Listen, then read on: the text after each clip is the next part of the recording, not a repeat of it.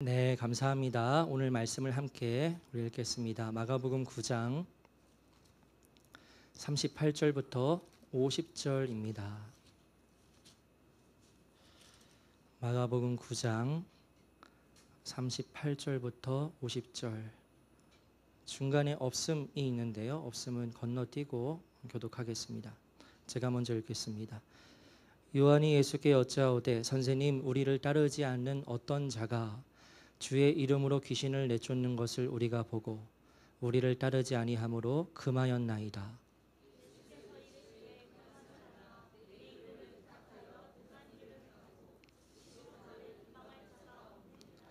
우리를 반대하지 않는 자는 우리를 위하는 자니라.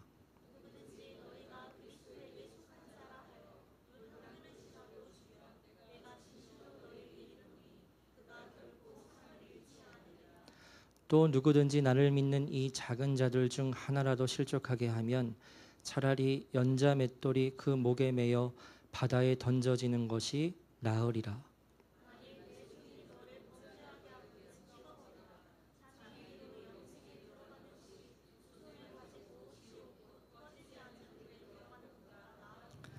만일 내 발이 너를 범죄하게 하거든 찍어버리라. 발이 젖는 자로 영생에 들어가는 것이 두 발을 가지고 지옥에 던져지는 것보다 나으리라.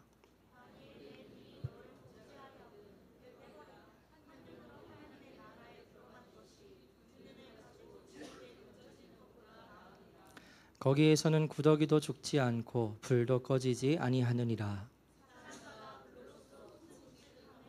함께 읽겠습니다. 소금은 좋은 것이로되 만일 소금이 그 맛을 잃으면 무엇으로 이를 짜게 하리요. 너희 속에 소금을 두고 서로 화목하라 하시니라. 아멘. 오늘 마가복음 강의 27번째로 지옥의 존재가 가지는 의미라는 제목으로 말씀을 나누겠습니다. 오늘 예배 드리기 전에 마음이 참 복잡한 일들이 많았습니다. 영적 공격인가? 오늘 지옥에 대한 설교를 해서 그런가 하는 생각을 했는데요. 이 지옥에 대한 설교를 오늘 이제 하게 되는데 마치 지옥에 대한 설교를 마지막으로 하는 것처럼 제가 뭔가 좀 또 뭘까요? 좀 넓게, 좀 농도가 짙게 설교를 하려고 합니다. 그래서 조금은 복잡할 수도 있고 또 마음이 어려우실 수도 있는데 우리 겸손하고 또 갈망하는 마음을 가지고 함께 말씀을 나누기를 원합니다. 성경에 나오는 여러 개념들 중에요. 종교에 속하지 않은 사람들이 들을 때 너무나 싫어하고 너무나 증오하게 되는 개념이 있습니다. 이것은 무엇일까요? 바로 지옥의 존재예요. 제가 한 번은 동네에서 걸어가는데 길을 건너기 위해서 횡단보도 앞에 서 있었습니다. 근데 앞에 이제 보신 적 있으실 겁니다. 승합차에 크게 확성기가 장착되어 있는데 전도를 하는 차량이었어요. 그래서 확성기에서 크게 예수 천당 불신지옥이라는 맥락의 큰 소리가 이제 퍼지면서 차가 지나가는데, 그런데 그때 같이 보도에 서 있던 한 분이 막 욕설을 하시면서 너네나 지옥 가라 이렇게 말씀을 하시더라고요. 예수를 믿지 않으면 지옥에 간다고? 듣기만 해도 기분이 잡치는 겁니다. 그래서 우리가 전도를 할 때요, 어떻게 보면 지옥에 대해서, 이 지옥에 대해서 상대방에게 직접적으로 이야기한다는 것이 때로는 부담스러울 때도 있습니다. 이 지옥이라는 말의 유래를 한번 살펴보려고 하는데요. 넘겨주시면, 지옥을 말 그대로 한자로 풀이하면 땅의 감옥이지요. 그래서 땅의 감옥이 지옥인데, 이 땅의 감옥이라는 의미가 우리가 알고 있는 지옥의 의미와는 조금 거리가 멉니다. 그래서 성경의 원어를 보면 좋은데, 성경에는 이 지옥이라는 단어를 게헨나라고 말하고 있어요.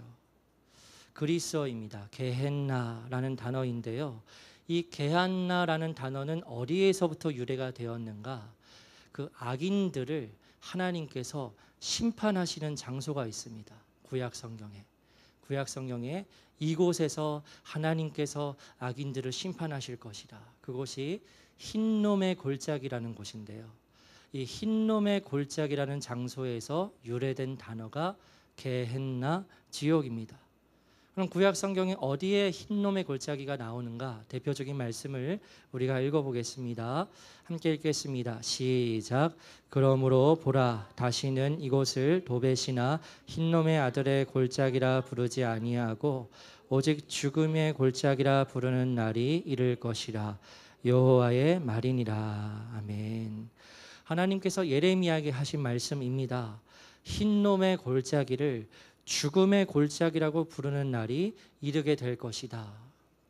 이 말은 하나님께서 이 흰놈의 골짜기에서 악인들을 아주 무참히 심판하시는 날이 오게 된다는 거죠. 그래서 이 흰놈의 골짜기에서 유래가 되어서 게헨나, 지옥이라는 말이 사용되기 시작했고요. 그리고 오늘날 우리가 알고 있는 이 지옥에는 넘겨주시면 나올 테지만 불못, 멸망, 어두움, 슬피움 등의 여러 이미지가 사용된다는 것을 신약 성경을 통해서 알 수 있습니다. 우리가 주일 이 시간에 마가복음의 말씀을 차례대로 나누고 있는데요. 오늘 본문의 말씀이 중요한 의미가 있는 것은요. 마가복음에서 처음으로 예수님께서 지옥에 대해 언급하시는 본문이기 때문입니다. 오늘 본문의 말씀은 지난주 본문의 말씀과 이어지는데요. 기억이 나실지 모르겠습니다. 제자들이 길에서 서로 다투었어요. 누가 더 크냐? 누가 더 예수님과 가까우냐? 그래서 예수님께서 영광을 얻으시면 누가 예수님의 오른편에 왼편에 앉을 것이냐 하고 제자들이 막 싸웠습니다. 그래서 그와 같이 싸운 그 어리석은 제자들에게 예수님께서는 가르치시는데 무엇을 가르치시냐면 하나님 나라의 원리를 가르치시죠. 세상 나라에서는 큰 사람이, 권력이 높은 사람이 인정을 받습니다. 그러나 하나님 나라에서는 반대라는 거지요. 누구든지 첫째가 되고자 하는 자는 무사람의 끝에 반드시 앉게 된다 말씀을 하시면서 누구를 제자들 앞에 세우십니까? 한 어린아이를 제자들 앞에 세우시고 그 아이를 꼭 안으시면서 말씀을 하시는 거죠. 하나님의 나라에서는 이 어린아이와 같이 자기 자신을 낮추는 자가 큰 사람이다 라는 하나님 나라의 원리를 가르치세요. 그래서 이러한 예수님의 말씀을 따라 오늘날 우리도 하나님 나라의 백성으로서 낮은 자리를 자처해야 하며 낮은 곳으로 내려갈 수 있어야 한다는 것을 적용으로 말씀을 드렸죠. 그리고 이어지는 오늘 본문의 말씀을 보면 여기까지 예수님의 말씀을 듣는 중에 제자 요한이 예수님께 다음과 같은 한 이야기를 전합니다. 38절 말씀인데요. 함께 읽겠습니다. 시작. 요한이 예수께 여짜오되 선생님, 우리를 따르지 않는 어떤 자가 주의 이름으로 귀신을 내쫓는 것을 우리가 보고 우리를 따르지 아니하므로 금하였나이다. 아멘. 갑자기 요한이 말하는 겁니다. 우리를 따르지 않는 어떤 한 사람이 예수님의 이름을 사용해서 귀신을 내쫓는 것을 보았다는 거예요. 요한이. 그리고 어떻게 했냐면 하지 마 하고 했다는 겁니다. 왜 하지 마라고 했냐면 저 사람은 우리 12명 안에 포함되지 않는 사람이라는 거죠. 그래서 못하게 막았다는 겁니다. 이와 같은 요한의 말에는 배경이 있는데요. 요한은 자신들의 통제권에 있지 아니한 사람이 예수님의 이름을 사용하여 귀신을 내쫓는 사역을 하는 것을 보기 싫어했어요. 솔직히 말해서 보기가 싫은 겁니다. 그래서 38절 말씀을 보면 이렇게 표현을 해요. 원래는 주님을 따르지 않는 어떤 자라고 말해야 더 자연스러운 표현입니다.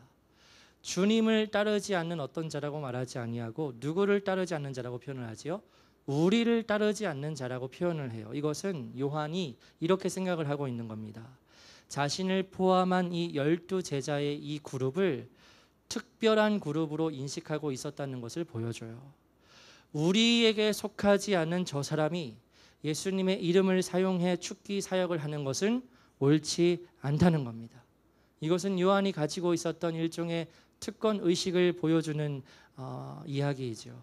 우리 12명만이 특별하다는 겁니다. 그와 같은 요한의 말에 예수님께서는 다음과 같이 대답을 하시는데요. 우리 2절의 말씀을 읽겠습니다. 시작. 예수께서 이르시되 금하지 말라. 내 이름을 의탁하여 능한 일을 행하고 즉시로 나를 비방할 자가 없느니라. 우리를 반대하지 않는 자는 우리를 위하는 자니라. 아멘. 예수님께서 말씀하세요. 못하게 하지 말라는 겁니다. 자유롭게 하게 두라는 겁니다. 만약 누가 나의 이름을 의탁하여 사역을 행한다면 나를 비방할 자가 없다는 거지요. 그리고 우리를 반대하지 않는다면 우리를 위하는 자라고 예수님께서 말씀을 하십니다. 여러분, 이 말씀을 통해서 우리는 요한이 생각하는 것과 예수님께서 중요하게 생각하시는 것이 서로 다름을 알 수 있어요. 요한이 중요하게 생각하는 것은 무엇입니까? 우리 안에 속하는 일입니다. 우리 안에 속해야 귀신도 쫓아낼 수 있는 사역을 할 수 있다고 생각을 해요. 근데 예수님께서는 우리 안에 속하지 않아도 된다는 거예요. 나의 이름을 의지하여 사역을 하고 있다면 넓게 보면 그도 우리를 위한 자인 동시에 우리와 함께하고 있는 자라고 볼 수 있다는 겁니다. 그러니까 예수님과 요한의 차이가 아주 뚜렷하지요. 무엇 때문에 이런 생각의 차이가 나게 되는 것일까요? 생각을 해보면 바로 하나님 나라요. 역시 핵심은 하나님 나라를 어떻게 이해하고 있는 것인가의 차이라 할 수 있습니다. 지금 요한은 하나님 나라에 속하는 이들을 제한하여 생각을 하고 있고, 예수님께서는 예수님의 이름을 의지하는 자라면 그 누구든지 하나님 나라의 백성으로 인정하고 계신 것입니다. 그래서 이와 같은 말씀을 통해서 오늘날 우리가 적용을 할 때 우리 공동체 안에 속하지 않았더라도 예수님의 이름을 믿고 의지하는 자라면 우리는 주 안에서 한 나라의 백성임을 고백할 수 있어야 한다는 겁니다. 그래서 우리가 다른 나라에 여행을 간다거나요, 우리가 예상하지 못했던 장소에서 예수님을 믿는 사람을 보게 될 때 정말 반갑지요. 반가워요. 막 마음에서부터 막 형제가 막 솟아오릅니다.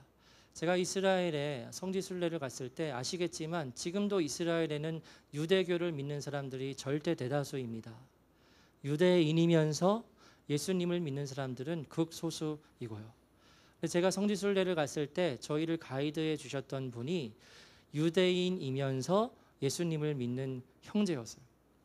너무 반갑지요. 그래서 구약 성경과 신약 성경에 근거해서 저희를 이제 안내하면서 가이드를 해주는데, 하루는 그 형제의 어머니와 아버지도 같이 오셔서 서로 만나는 시간이 있었습니다. 사진을 준비했는데요. 네, 흰 옷을 입은 형제가 가이드 형제이고 옆에 계신 두 분이 부모님 되시는 분들인데 처음 만났거든요. 얼굴도 다르고 민족도 다르고 종족도 다른데 한 예수님을 믿는다는 그 사실 하나만으로 서로 반갑게 인사하고 마치 멀리 있던 가족들을 본 것과 같은 그런 따뜻함이 우리 가운데 있는 겁니다. 예수님의 이름을 믿고 의지하는 자라면 우리는 모두 주 안에서 같은 나라, 즉 하나님 나라의 백성임을 고백할 수 있어야 한다는 거죠. 그런데도 여러분, 그래도 분별은 할 수는 있어야 하겠습니다. 다시 본문으로 돌아가서요. 그 다음에 예수님께서 제자들에게 다음과 같이 말씀을 하시는데요. 41절입니다. 읽겠습니다. 시작. 누구든지 너희가 그리스도에게 속한 자라 하여 물 한 그릇이라도 주면 내가 진실로 너희에게 이르노니 그가 결코 상을 잃지 않으리라. 아멘. 누구든지 예수님에게 속한 자라고 생각하여서 물 한 그릇이라도 주면, 중요한 표현인데요, 내가 진실로 너희에게 이르노니 그는 결코 상을 잃어버리지 않는다는 것입니다. 반드시 상을 받게 된다는 거죠. 예수님께 속한 사람이라고 해서 그에게 친절을 베풀어 준다면 하나님께서 반드시 상을 주신다는 겁니다. 이와 같은 말씀을 기억하여서 여러분의 실제 삶 속에서 이 말씀을 순종하여 행하시게 되기를 축복하고요. 그 다음에 말씀을 보면 이제 우리의 마음을 아주 무겁게 만드는 말씀들이 나오기 시작합니다. 42절 읽겠습니다. 시작. 또 누구든지 나를 믿는 이 작은 자들 중 하나라도 실족하게 하면 차라리 연자맷돌이 그 목에 매여 바다에 던져지는 것이 나으리라. 아멘. 여러분, 지금 여기서 예수님께서 언급하시는 나를 믿는 이 작은 자들은 누구를 가리키는 거죠? 지금 제자들 앞에 누가 서 있습니까? 아이가 서 있지요. 이 어린 아이와 같이 나를 믿는 작은 자들, 여기서 말하는 작은 자들은 물리적으로 어린아이일 수도 있고요, 아니면 믿음이 연약한 자들을 말할 수도 있습니다. 어쨌든 이 작은 자들 중에 한 사람이라도 너가 실족하게 한다면 차라리 연자맷돌을 목에 걸고 바다에 던져져 죽는 것이 낫다는 겁니다. 여러분, 너무 무서운 말씀이죠. 연자맷돌을 목에 걸고 바다에 던져지게 되면 어떻게 되죠? 깊은 바다 아래로 수장되어 죽는 거예요. 비참하게. 이것은 너무 비참한 죽음인 겁니다. 그런데 왜 이렇게 죽는 것이 더 낫다고 주님께서 말씀을 하고 계시죠? 바로 지옥이 기다리고 있기 때문이에요. 지옥이 실제한다는 겁니다. 그래서 43절부터 드디어 지옥에 대한 말씀을 예수님께서 본격적으로 하시는데요. 우리 43절 말씀을 읽겠습니다. 시작. 만일 내 손이 너를 범죄하게 하거든 찍어버리라. 장애인으로 영생에 들어가는 것이 두 손을 가지고 지옥 곧 꺼지지 않는 불에 들어가는 것보다 나으리라. 아멘. 예수님께서 지옥에 대해 말씀하시는데 이 말씀은 두 가지 의미를 지닙니다. 먼저는 앞에 나온 작은 자를 실족하게 하는 죄와 그리고 지옥에 가는 것이 연결이 되어 있다는 겁니다. 그래서 만약 너의 손이 너로 범죄하게 하거든, 즉 너의 손이 믿음이 연약한 작은 자들을 넘어지게 만든다면 차라리 그 손을 찍어버리는 것이 낫다는 거죠. 그러니까 절대로 작은 자들을, 믿음이 연약한 자들을 넘어지게 하지 말라는 겁니다. 강조의 말씀이고요. 두 번째 의미는 이 예수님의 말씀은 일반적인 죄를 의미한다는 거예요. 다른 복음서의 말씀들과 연계해서 볼 때 예수님은 늘 죄에 대해서 경계를 하셨습니다. 그리고 나를 믿지 않으면 영원한 심판을 받을 것이라고 스스로 여러 차례 말씀을 하셨어요. 그렇기 때문에 여기서 말하는 죄를 범하는 것과 예수님을 믿지 않는 것과 연결이 된다는 거죠. 그렇기 때문에 만약 너의 손이 범죄하게 하거든, 즉 계속해서 예수님을 믿지 않고 손으로 죄를 짓는 삶을 살아간다면 그 손을 찍어버리는 것이 차라리 낫다는 겁니다. 왜지요? 지옥이 존재하기 때문입니다. 이어지는 말씀을 보면 45절에 넘기시면 나올 겁니다. 내 발이 범죄하거든, 47절에 너의 눈이 범죄하거든 차라리 발을 찍어버리고 눈을 빼어버리는 것이 낫다는 겁니다. 왜지요? 지옥이 실제하기 때문입니다. 그리고 오늘 본문 말씀을 보면 44절, 46절이 없음으로 표기되어 있는데 다른 성경의 번역본을 보면요, 48절의 말씀이 동일하게 없음에 그대로 번역되어 있어요. 우리 48절, 49절 함께 읽겠습니다. 시작. 거기에서는 구더기도 죽지 않고 불도 꺼지지 아니하느니라. 사람마다 불로써 소금치듯함을 받으리라. 아멘. 지옥에 대한 분명한 말씀을 예수님께서 하고 계세요. 비유가 아닙니다. 보십시오. 지금 비유의 말씀을 하고 계시는 것이 아닙니다. 이와 같은 것이 있을 수도 있다 하고 말씀하시는 것도 아닙니다. 아주 분명하게 영생에 들어가는 것과 꺼지지 않는 불에 들어가는 것을 구분해서 말씀을 하고 계세요. 아까도 말씀을 드렸지만 이 지옥이라는 개념은 믿음을 가지고 있지 않는 사람들이 너무 싫어하고 증오하는 개념입니다. 2008년에 꽤 됐지요. 2008년에 영국의 무신론 협회에서 런던에 지나다니는 시내버스에 다음과 같은 문구를 대대적으로 버스에 붙였습니다. 그리고 버스가 돌아다니게 했는데요. 그 문구가 뭐냐면, 넘겨주시면 나올 겁니다. 네, 문구가 뭐냐면 영어로 되어 있지만 아마도 하나님은 없으니 걱정하지 말고 인생을 즐기라는 문구였어요. 아마도 하나님은 없어. 그러니까 걱정하지 말고 인생 즐겨라는 문구를 영국의 런던의 시내 버스마다 붙여서 돌아다니게 했어요. 여러분, 하나님께서 존재한다 하신다고 할 때 염려해야 할 것이 뭐죠? 결국 지옥이에요. 지옥. 그러니까 이 말은 뭡니까? 지옥이라는 것은 없어. 그러니까 지옥이라는 것은 존재하지 않으니 걱정하지 말고 인생을 즐기라는 거예요.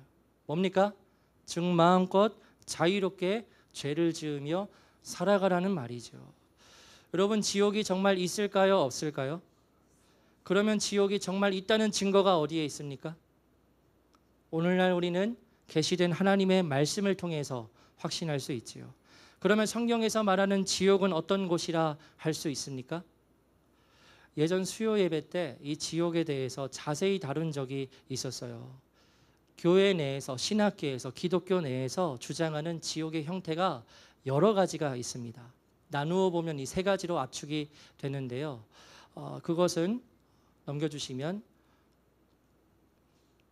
첫 번째는 전통의 지옥의 교리와, 두 번째는 절멸주의와, 마지막으로는 만인구원론입니다. 마지막 만인구원론은 뭐냐면요, 지옥은 분명히 존재한다고 전제를 해요. 지옥은 있어요. 그래서 죄인들은, 예수님을 믿지 못한 자들은 지옥으로 갈 터이지만, 가서 고난을 받지만 그 최후에 가서는 모든 이들을 하나님께서 다 구원하신다는 것이 만인구원론입니다. 지옥은 있어요. 지옥에는 가요. 그러나 그곳에서 영원히 있지 않고 하나님께서는 모든 이들을 다 결국은 구원해 주실 것이다라고 보는 것이 만인구원론인데, 성경 말씀을 볼 때 여러분, 이 만인구원론은 뒷받침하는 성경 구절이 거의 없다시피 합니다. 그래서 이와 같은 것은 오늘 이 설교에서 자세히 다루지 않으려 하고요. 두 번째로 절멸주의라는 것이 있는데, 이것은 뭐냐면요, 죄인은 반드시 지옥에 가요. 지옥에 가고 그 지옥에서 고통을 받습니다. 그런데 고통을 받는데 한시적으로만 고통을 받는다는 거예요. 그래서 지옥에 가서 죄인들이 불에서 괴로워하면서 고통을 받는데, 그런데 자신이 지은 죄값이 있지요. 그래서 그 죄값을 치르는 고통을 다 받으면 그때 그 사람의 영혼이 소멸된다는 거예요. 소멸된다는 거예요. 그래서 나의 존재가 영생을 누리지 못하고 소멸되는 것 자체가 하나님께서 내리시는 두려운 형벌이 된다는 거죠. 이 절멸주의는 지옥이 있습니다. 죄인들은 지옥에 갑니다. 불목 가운데서 괴로워할 겁니다. 그런데 자신이 범한 죄값에 해당하는 만큼 불에 괴로움을 받고 그 다음에 존재 자체가 소멸된다고 말하는 것이 지옥에 관한 절멸주의예요. 그래서 이 절멸주의를 따르는 이들이 여호와의 증인 안식일교에서는 지옥에 대해서 이와 같이 생각을 합니다. 여러분, 그러면 지옥에 가서 영원히 고통을 받는 것이 아니라 고통을 받다가 소멸된다고 주장하는 성경적인 근거가 있을까요? 없을까요? 이것에 대해서 알면 좋을 것 같아서 말씀을 드리는데요. 여기서 근거하고 주장하는 바는 불이라는 개념 때문이에요. 이 불은 소멸시키는 특성을 가지고 있다는 겁니다. 그리고 이 불은 정화시키는 그러한 기능을 가지고 있기 때문에 지옥불에 들어가서 정화하는 과정을 불로서 겪는다는 거예요. 그래서 다 정화가 되면 그 불로서 이제 존재가 소멸이 된다는 거죠. 그래서 이에 대한 성경적 근거가 있다면 두 구절만 말씀을 드리려 하는데, 먼저 베드로후서 2장 6절 말씀을 보겠습니다. 함께 읽겠습니다. 시작. 소돔과 고모라 성을 멸망하기로 정하여 제가 되게 하사 후세에 경건하지 아니할 자들에게 본을 삼으셨으며. 아멘. 소돔과 고모라 성을 멸망하셨을 때 모두 다 죄가 되게 하셨다는 거죠. 소멸하게 하셨다는 겁니다. 근데 이와 같은 이야기를 누구에게 적용을 하고 있지요? 후세에 경건하지 아니할 자들, 즉 지옥에 가게 될 자들에게 본을 삼으셨다. 이 본을 삼으신 이야기가 결국엔 불에 소멸되는 내용이다. 그렇기 때문에 소돔과 고모라의 심판처럼 지옥에 가게 돼서 그 불로서 결국에는 소멸당하게 된다는 거죠. 그렇게 근거로 삼는 겁니다. 또 한 구절 보겠습니다. 요한계시록 20장 10절입니다. 읽겠습니다. 시작. 또 그들을 미혹하는 마귀가 불과 유황못에 던져지니 거기는 그 짐승과 거짓 선지자도 있어 세세토록 밤낮 괴로움을 받으리라. 아멘. 여러분, 성경에 마귀의 엔딩은 끝났습니다. 기록되어 있습니다. 예정되어 있습니다. 뭐지요? 마귀가 어디에 던져집니까? 불과 유황못에 던져져서 심판을 받는 것이 마귀의 운명이에요. 엔딩입니다. 이미 정해져 있어요. 그래서 마지막 때 그 마귀가 불못에 던져지고, 그리고 또 누가 던져지죠? 짐승과 거짓 선지자가 불못에 던져져서 세세토록 밤낮 괴로움을 받게 된다는 것인데, 여기서 세세토록이라는 단어 때문에 지옥에서의 형벌이 영원하다는 것을 알 수 있다는 겁니다. 그런데 이 세세토록이라는 단어가 누구를 향해서 쓰였죠? 사람을 향해서 쓰여졌습니까? 누구를 향해서 쓰여졌죠? 마귀예요. 그렇기 때문에 마귀는 영원히 지옥에서 고통을 받겠지만, 그러나 사람은 이 사람에게 세세토록이라는 단어가 쓰여지지 않았기 때문에, 그렇기 때문에 사람은 영원히 그 고통을 받지는 않고 결국 소멸된다는 것을 말하는 것이 아니겠느냐 하고 근거를 삼는 거죠. 그래서 지옥에 관해서 말하게 될 때 이 두 번째 절멸주의를 지지하는 사람들도 간혹은 있습니다. 그러나 저는 오늘 설교를 통해서 성경에서 말하는 지옥은 우리가 잘 알고 있듯이 영원한 의식적 고통이 있는 곳임을 말씀드리려 하는데요. 오늘 본문의 말씀도 역시 영원한 지옥의 형벌을 말하고 있습니다. 45절 말씀을 보면요, 무엇과 무엇을 대조하고 있지요? 영생에 들어가는 것과 지옥, 곧 꺼지지 않는 불에 들어가는 것을 대조하고 있어요. 영생은 영원한 생명입니다. 그러면 지옥, 곧 꺼지지 않는 불도 영원하다고 보는 것이 타당한 거죠.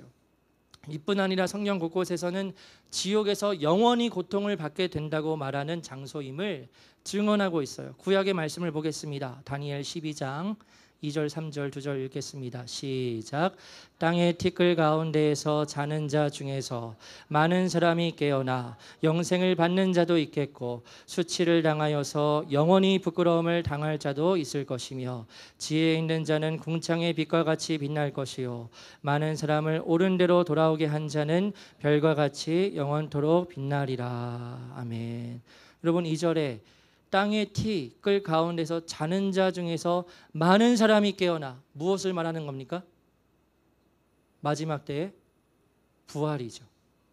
자는 사람이 다시 어떻게 깨어날 수 있습니까? 죽은 사람이. 성경에서 구약에서 자는 자는 죽은 자들이거든요.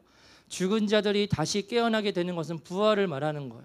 그러면 그 부활을 입은 성도 사람들은 두 부류로 나누어진다고 말하고 있는데요. 영생을 받는 자도 있겠고, 또 수치를 당하여서 영원히 부끄러움을 당할 자도 있다는 겁니다. 그래서 이 말씀에 의하면 두 종류의 부활이 있어요. 의인만 부활하는 것이 아니라 악인도 부활을 하게 되는데, 최종적으로 분리가 된다는 겁니다. 영원한 분리라는 겁니다. 악인이 받게 될 심판은 영원히 부끄러움을 받게 되는 결과를 받게 된다는 거죠. 오늘 본문의 말씀과 병행 본문이 되는 마태복음 18장을 보면 지옥에 대해 예수님께서 더 분명한 말씀을 하시는데요. 18장 8절 읽겠습니다. 시작. 만일 내 손이나 내 발이 너를 범죄하게 하거든 찍어내버리라.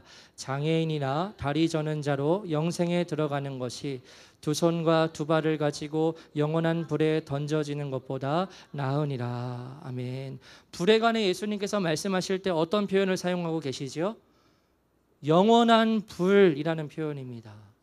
영원한 불, 영원히 꺼지지 않는 불에 가게 된 사람은 영원히 고통을 당하게 된다는 것을 전제하고 있는 거죠. 지옥에서의 형벌은 영원하다는 것입니다. 또한 마태복음 25장을 보면 예수님께서 양과 염소의 최후의 심판에 대해서 비유의 말씀을 하시는데요. 오른편에 있는 사람들과 왼편에 있는 자들에게 각각 말씀을 하시는데, 왼편에 있는 자들에게는 다음과 같이 말씀을 하십니다. 제가 읽겠습니다. 41절을. 또 왼편에 있는 자들에게 이르시되 저주를 받은 자들아, 나를 떠나 마귀와 그 사자들을 위하여 예비된 영원한 불에 들어가라. 심판주께서 왼편에 있는 사람들에게 어디에 들어가라고 말씀하십니까? 마귀와 그 사자들을 위하여 예비된 영원한 불에 들어가라는 겁니다. 그리고 이 비유의 마지막 결론이 46절이죠. 읽겠습니다. 시작. 그들은 영벌에 의인들은 영생에 들어가리라 하시니라. 아멘. 영벌이 무슨 뜻입니까? 영원한 벌이죠. 이와 같은 확실한 말씀이 어디 있겠습니까? 그들은 영벌에 의인들은 영생에 들어가리라 하시니라. 이 벌은 끝없이 계속 겪어야 하는 고통을 가리킨다는 거죠. 마지막 한 번 더 보겠습니다. 요한계시록 말씀인데요. 아까 절멸주의에서 근거로 삼은 말씀과 반대가 되는 말씀이라 할 수 있습니다. 계시록 14장 9절에서 11절 세 절의 말씀을 생각하면서 천천히 읽겠습니다. 시작. 또 다른 전사 곧 셋째가 그 뒤를 따라 큰 음성으로 이르되 만일 누구든지 짐승과 그의 우상에게 경배하고 이마이나 손에 표를 받으면 그도 하나님의 진노의 포도주를 마시리니 그 진노의 잔에 섞인 것이 없이 부은 포도주라. 거룩한 천사들 앞과 어린 양 앞에서 불과 유황으로 고난을 받으리니 그 고난의 연기가 세세토록 올라가리로다. 짐승과 그의 우상에게 경배하고 그의 이름표를 받는 자는 누구든지 밤낮 쉼을 얻지 못하리라 하더라. 아멘. 9절 10절 말씀 다시 띄워주시면 좋겠고, 누구든지 짐승과 그의 우상에게 경배하고 이마에나 손에 그의 표를 받으면 어떻게 된다고 말합니까? 하나님의 진노의 포도주를 마시게 되고 불과 유황으로 고난을 받게 된다는 거예요. 11절에 그 고난의 연기가 어떻게 올라간다고 되어 있습니까? 11절에 넘겨주시면 세세토록 올라간다고 말하고 있죠. 고난의 연기가 세세토록 올라간다는 거예요. 영원하다는 거예요. 그리고 11절에서 분명히 기록하고 있습니다. 짐승과 그의 우상에게 경배하고 그의 이름표를 받는 자는 누구든지 밤낮 쉼을 얻지 못한다. 밤낮 쉼을 얻지 못한다는 것은 영원하다는 말의 다른 표현이에요. 그래서 여러분, 이 요한계시록 말씀을 드리는 김에 말씀드리고 싶은 것은 짐승의 우상에게 경배하고 짐승의 이름의 표를 이마에다 손에 받는 이와 같은 말씀이 단순히 상징을 말하는 것일까요? 아니면 이후에 이루어질 실제의 일을 말하는 것일 수도 있을까요? 이 부분에 대해서 단순히 이것은 상징이다, 이후에 일어날 일이 아니다 라고 확정지어서 말하는 사람들이 있습니다. 그런데 그것은 너무나 위험한 거지요. 무엇을 보고 그렇게 확정지어서 말을 할 수가 있느냐는 거예요. 짐승의 우상들이 있고 짐승의 표가 있어서 정말 우리에게 실제로 이루어지게 되는 것인지 그런 가능성도 있는데 어찌 그것을 그냥 상징으로만 해석할 수 있느냐는 거죠. 그래서 제가 말씀드리고 싶은 것은 이 짐승의 표를 단순히 상징으로 보면 안 된다는 거예요. 여기까지 말씀드리겠습니다. 그래서 여러분, 지옥은 이러한 곳입니다. 영원히 고통을 받는 곳이에요. 불못에 던져져서 밤낮 쉼을 얻지 못하는 고난의 연기가 세세토록 올라가는 그런 두려운 곳입니다. 지옥이 없다고요? 어떻게 확신하나요? 지옥은 없으니 인생을 즐기라고요? 그것을 누가 확인해 줄 수 있습니까? 성경에서는 오늘날 우리에게 분명하게 지옥은 존재한다고 말씀하고 있습니다. 그러면 여러분, 중요한 것은 우리가 이 분명한 진리에 대해서 어떻게 반응을 할 것인가이죠. 어떻게 반응을 할 것인가. 저는 생각하기를 이렇게 생각을 합니다. 종종 사람이 정말로 영원히 고통을 받는 지옥의 존재를 정말 믿는다면 정상적인 삶을 살아가기가 어려울 것이라고 생각을 종종 해요. 정말 내가 죽은 이후에 천국과 영원한 지옥이 나누어져서 존재한다는 것을 정말 믿으면 어떻게 그냥 아무런 생각 없이 혹은 별 생각 없이 인생을 살아갈 수가 있겠어요? 지옥이 정말 있다는 것을 믿는 사람들이 어떻게 사람들이 보지 않는 곳에서 돈과 명예를 탐하고 여러 죄를 지으며 그럼에도 회개하지 않을 수 있나요? 지옥을 정말 믿는다면 어떻게 그럴 수 있나요? 너무나 명확하지요? 지옥의 존재를 실제로는 믿고 있지 않은 거예요. 아는 거예요. 그래서 목회자이면서도 칭찬받는 성도의 자리에 있었으면서도 어마어마한 죄를 지우고 많은 사람들을 실족하게 했으면서도 그것에 대해서 돌이키지 않는 모습을 보게 되면 내릴 수 있는 결론이 저분은 정말 지옥이 있다는 것을 믿지 않는구나. 그래서 계속 저렇게 하는구나 라고 생각할 수밖에 없지요. 지옥이 있다는 것을 정말 믿는데 어떻게 돌이키지 않을 수 있나요? 여러분, 지옥이 있다는 것을 우리가 어떻게 확신할 수 있습니까? 지옥에 다녀온 사람들의 간증을 들어서 확신할 수 있나요? 아니죠. 하나님의 말씀에 분명히 기록되어 있는 거예요. 오늘 마가복음 말씀에서 처음으로 예수님께서 지옥에 대해 언급하십니다. 아주 두려운 말씀을 제자들에게 전하세요. 그곳은 불이 소금처럼 치는 곳이고 구더기도 죽지 않는 그런 끔찍한 곳이라는 겁니다. 그러면 그러한 끔찍하고 두려워한 곳에 누가 보내십니까? 하나님께서 보내십니다. 하나님께서 보내세요. 여러분, 지옥이 두려운 이유는 그 장소에, 지옥에 마귀가 있기 때문에 두려운 것이 아니에요. 지옥이 두려운 이유는 그곳에 하나님의 진노와 분노가 영원히 존재하기 때문입니다.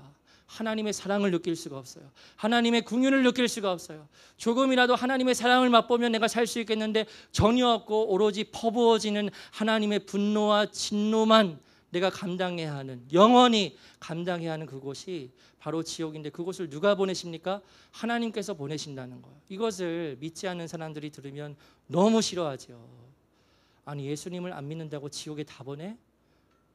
어떻게 그럴 수 있어? 즐겨? 그러면서 이렇게 반응을 하겠죠. 그런데 성경에서 말하는 것은, 그 지옥에 가는 것은 하나님의 진노 속에 파묻혀지게 되는 것이고 바로 하나님께서 보내신다는 것을 한 면을 말씀드리는 겁니다. 알아야 돼. 다른 한 면은 뭐예요? 내가 선택했기 때문에 가는 거죠. 믿을 수 있었는데, 예수님을 붙들 수 있었는데, 회개할 수 있었는데 그렇게 하지 않은 선택을 내가 했기 때문에 지옥에 가는 거지만, 그 지옥에 이 사람을 누가 보내시는 거라고 할 수 있습니까? 한쪽 면으로는 하나님께서 보내시는 거예요. 여러분, 하나님은 두려우신 분이십니다. 하나님은 우리가 생각하는 대로 절대 가벼운 분이 아니십니다. 하나님은 너무나 두려운 분이세요. 죄에 대해 반드시 보응을 하시고 죄에 대해 반드시 심판하셔야 하는 그런 하나님이십니다. 여러분, 그 하나님께서 자신의 그와 같은 본성을 뛰어넘으시고 또 다른 본성인 사랑과 긍휼로서 우리를 구원하시기 위해 영원한 계획을 세우십니다. 그래서 여러분, 하나님께는 공의와 사랑의 속성이 있지만, 넘겨주시면 제가 표현을 했지만, 하나님께서 가지신 속성은 공의를 감싸 안고 덮습니다. 하나님께서 가지고 계신 그 사랑의 속성이 공의를 덮고 감싸 안는다는 거예요. 이런 비유의 이야기가 있습니다. 어느 나라에 아주 법을 철칙으로 지키고 이 법을 작은 것 하나라도 어기면 아주 매서운 형벌을 가하는 그러한 왕이 있었어요. 그러니까 모든 백성들이 다 왕을 두려워할 수밖에 없지요. 누구든지 다 상관없습니다. 계급 계층 상관없이 누구라도 작은 하나라도 죄를 범하게 되면 그의 무서운 형벌을 반드시 가하도록 했습니다. 그런데 그때 누가 죄를 범하게 되었냐면 이 왕의 어머니, 자신의 어머니가 죄를 지은 것이 드러나게 된 거예요. 법의 적용에는 예외가 있을 수 없습니다. 그래서 이 왕이 규율에 따라서 자신의 어머니에게 형벌을 내리는데 채찍질을 하도록 그렇게 최종적으로 판결을 내려요. 예외가 있을 수 없는 겁니다. 그 엄히한 법 앞에 다 평등하다는 것을 이 왕이 보여주는, 자신의 어머니에게 채찍질에 대한 형벌을 판결을 해요. 그러한 형벌을 내립니다. 그러면 이제 곧 수많은 사람들이 지켜보는 가운데 그 왕의 어머니가 채찍질을 당하는 형벌을 받게 되는 거지요. 그런데 그때 모든 사람들이 지켜보고 있는 그때 왕이 자리에서 벌떡 일어나 계단을 내려옵니다. 그리고 곧 채찍질의 형벌을 받을 자신의 어머니의 몸을 이 왕이 자신의 몸으로 감싸 안습니다. 그리고 자신의 몸으로 그 채찍의 형벌을 대신 받아내는 것을 모두가 다 지켜보는 거예요. 여러분, 이것은 무엇에 대한 이야기입니까? 반드시 죄에 대한 심판을 내려야 하는 공의가 존재하지만 그 공의를 무엇이 덮고 감싸는 거지요? 사랑이에요. 하나님은 두려우신 분이고 공의로우신 분이십니다. 하나님 앞에서 모든 죄인들은 반드시 죄값을 치르고 영원한 지옥의 형벌을 받아야 합니다. 그래서 하나님께서는 예수 그리스도를 이 땅 가운데 보내시고 자신의 아들을 십자가에서 희생시키셔서 모든 인류의 죄값을 대신 치르게 하십니다. 하나님의 공의를 사랑이 덮는 때이죠. 하나님께서는 우리를 향한 말로 표현할 수 없는 자신의 사랑을 그 십자가를 통해서 이미 우리에게 보여주셨습니다. 그래서 여러분, 오직 예수님에게만 소망이 있습니다. 예수님을 믿는 것에 소망이 있습니다. 우리의 모든 죄값을 예수님께서 치르셨기 때문입니다. 회개하고 믿으면 됩니다. 내가 죄인인 것을 인정하고 돌이키고 회개하는 마음과 함께 예수님께서 내미신 그 손을 붙들면 됩니다. 그러면 돼요. 그래서 그와 같은 은혜가 여기 있는 우리 모두에게, 그리고 무엇보다 우리의 사랑하는 가족들에게 이루어지게 되기를 간절히 소망합니다. 한 영상을 보고 설교를 마치려 하는데요. 데이빗 윌커스 목사님이 지옥에 대해서 설교하신 내용이에요. 그래서 이 설교 듣고 마지막으로 성경 구절 읽고 설교 마치겠습니다. Hell is the most hated truth in the world. It's hated most by backslidden theologians and preachers or liberals. 소리 조금 더 켜주세요. They hate the message on hell. They wail and gnash their teeth against the very idea of an eternal hell, especially if there's wrath and terror and literal fire. In fact, if you were to give the tape of this message tonight to a majority of liberal preachers here in New York City, they listen to it, they wouldn't be 5 minutes into it. About right now, in fact, their veins in the neck are going to pop out, and the first thing they're going to do is either flip it off or they're going to say something like this: that man is crazy. He's uncouth, he's uneducated, he's putting fear and guilt on people because hell is nonsense, the only hell you get here on earth. Now those kind of preachers would be better off to quit the ministry. They'd be more honest and go out and get a job. And I'm not being facetious, but you see, they say that hell is not compatible, it's not compatible with the love of Jesus Christ. It's not compatible with the mercy of Jesus and His compassion. And human nature recoils at the very thought of eternal damnation.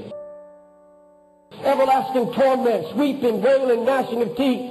And so this truth, from the very first time it's been preached to this last day, and more so now than ever, the message on hell's been ridiculed, it's been softened, it's discounted.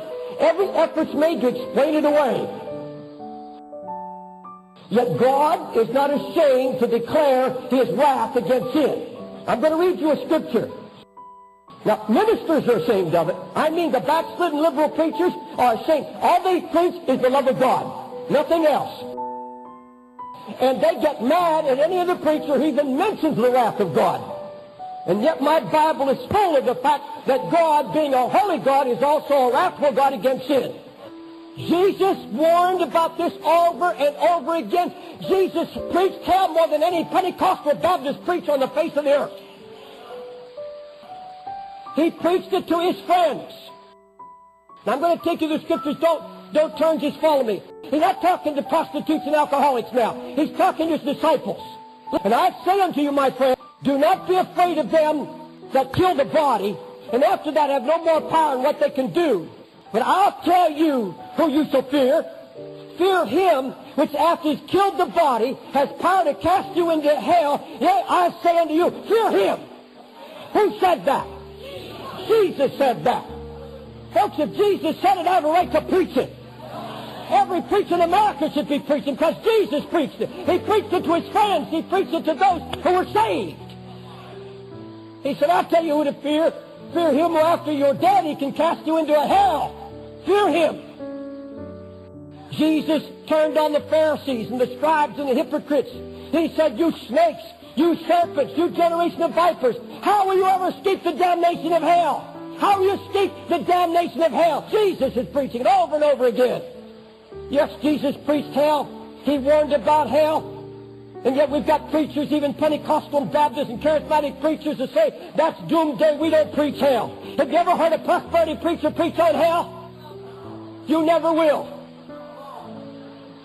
All right, what is hell like? What is hell going to be like? Fasten your seatbelts. And I'm not trying to be sensational. I'll tell you what, the fear of God's in my heart. The Bible said men love darkness more than light. Men love darkness more than light. The thought of God, by the way, the very thought of God right now, the very thought of holiness makes sinners cringe here, doesn't it? How much more is it going to make them cringe in hell? If they won't come right now. Remember the rich man who died and went to hell and he's in torments?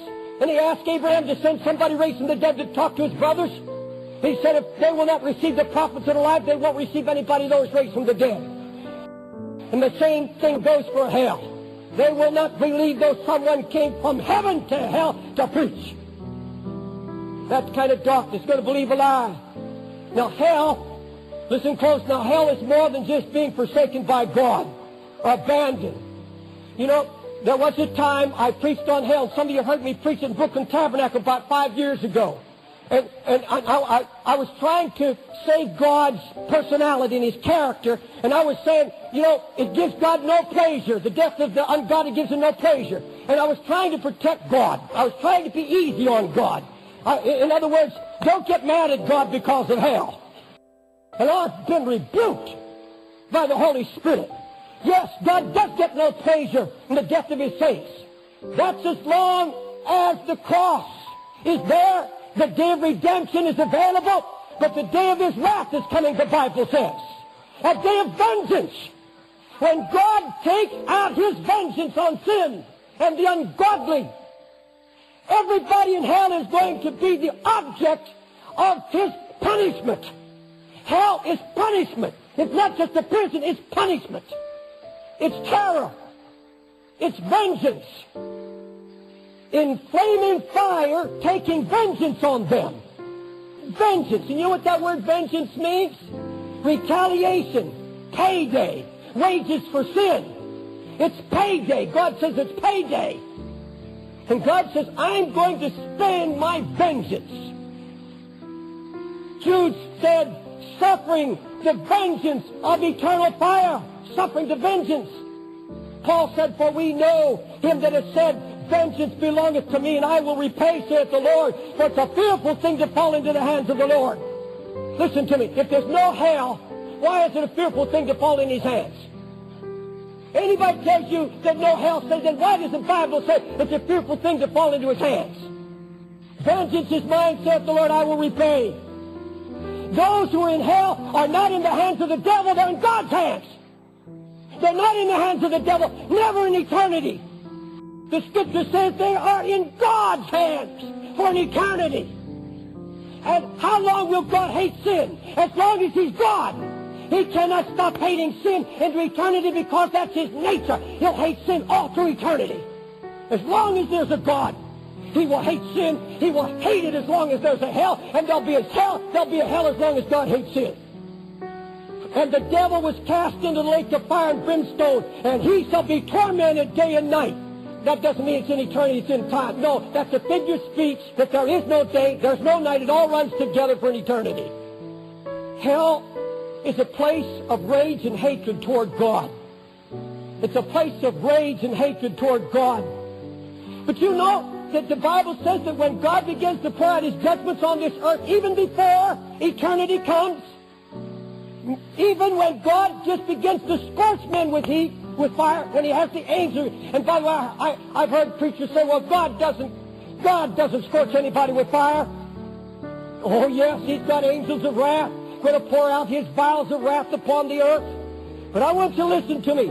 There's a scripture that says there's the fourth angel to scorch men with fire. Now this is a taste of hellfire.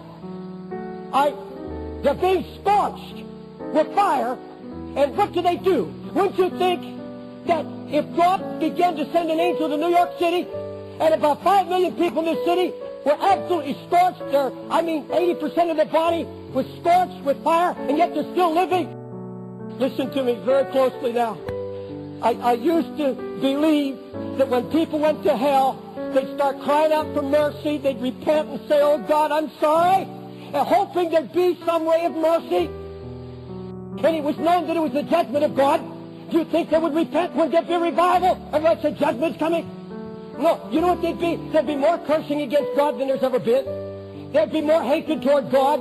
We'd have men all over the city shaking their fists at God, cursing His name. You want proof? Listen to what they did. These who were scorched with fire. And men were scorched with great heat, and they blasphemed the name of God, which had power over these plagues, and they repented not to give Him glory.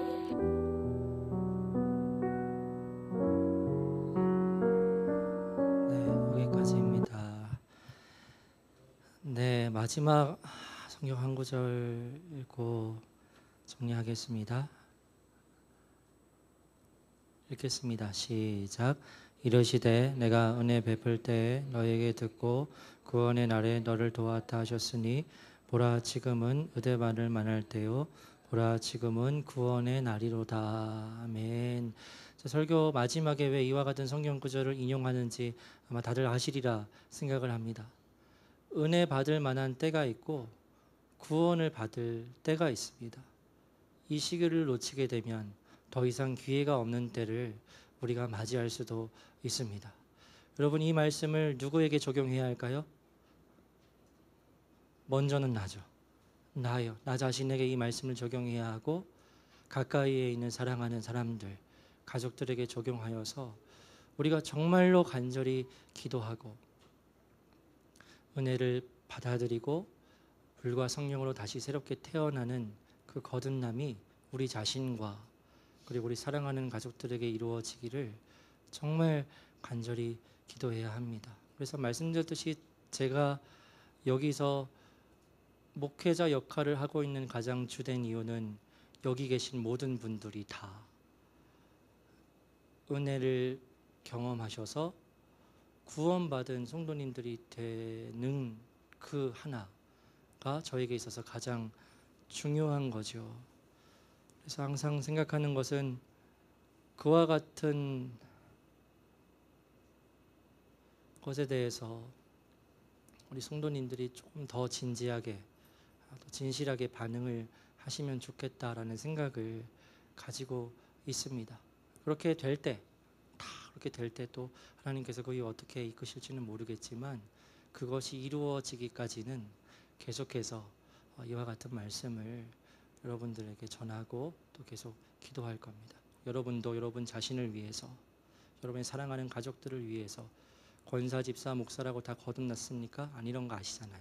그러니까 그것을 위해서 계속 기도하고 간절한 마음으로 중보할 수 있는 우리 모두가 되기를 주님의 이름으로 축복합니다. 함께 찬양하고 우리 기도하겠습니다.